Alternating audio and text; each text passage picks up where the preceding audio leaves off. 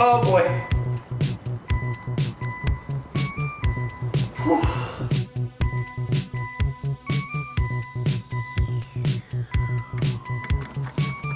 Oh boy.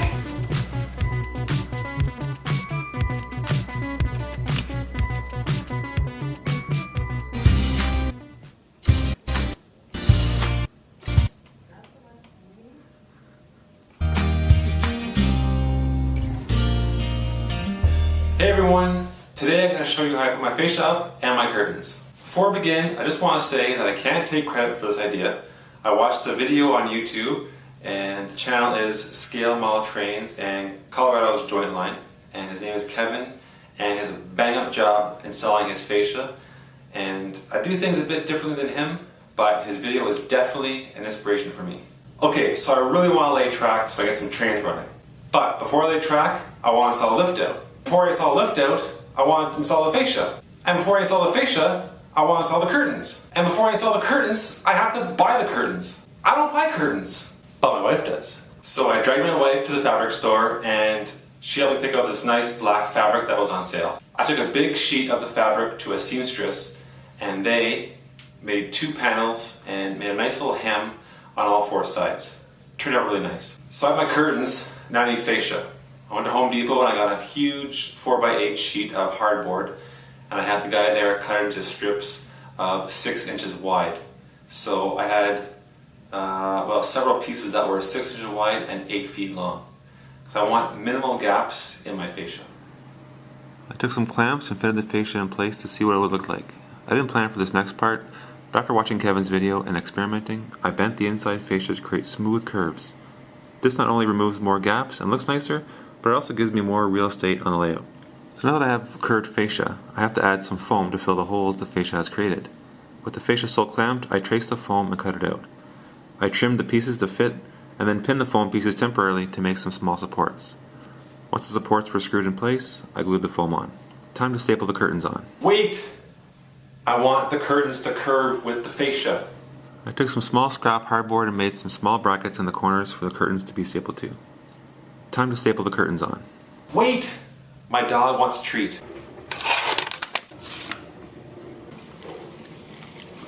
Okay, now I can staple the curtains to the table. I make sure the black fabric is almost touching the floor, and again I regroup my wife for a second pair of hands and her steady eye. Here's the first panel, and here's where I overlapped the second panel. The train room already looks 100 times better because of all the storage now hidden.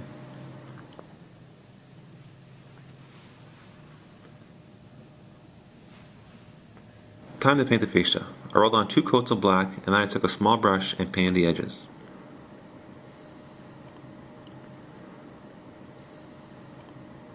This next step really made me nervous because I used a very strong construction adhesive. There's no going back or changing my mind. I tried some wood glue, but that didn't work out too well, and I did not want to use any screws. If you go this route, be careful. It can ruin your clothing, or worse. I glued my head to my shoulder. I did a small section first to get a feel for the adhesive. After many hours, the fascia was set quite solidly. Time for a bigger section. I applied the adhesive using a caulking gun. You'll notice I didn't cover the whole board, and that's because only a part of it will actually touch the table. And I didn't do it here, but for the next section, I spread the adhesive around to cover more area for a better seal. Once in place, I clamped it using only 4 clamps. If I ever do this again, I'll use more clamps.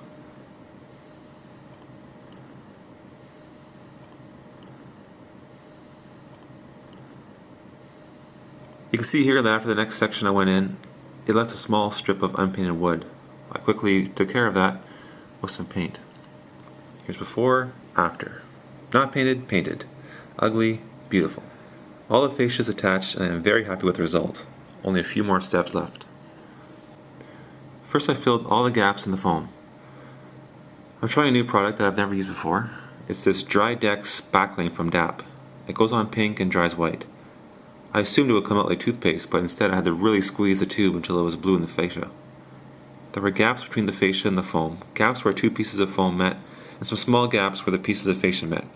Some of the gaps were so big that I used small pieces of foam to fill them.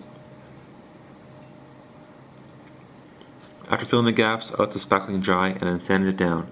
I added a coat of primer, then painted the foam the matching beigey color. And for the fascia, I painted the spackling with black.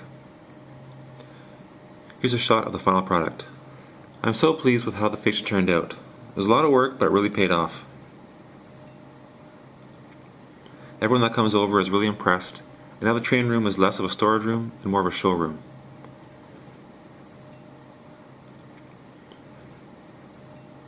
Now that the fascia's up, I can work on the lift out. Thank you so much for watching, and until next time, take care.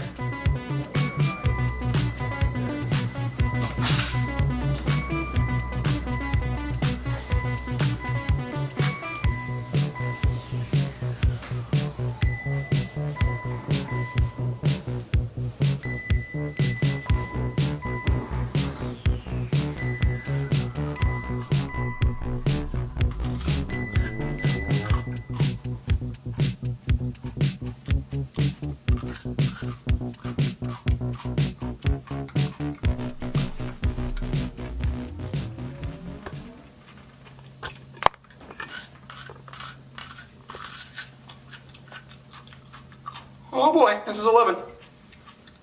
This is getting by.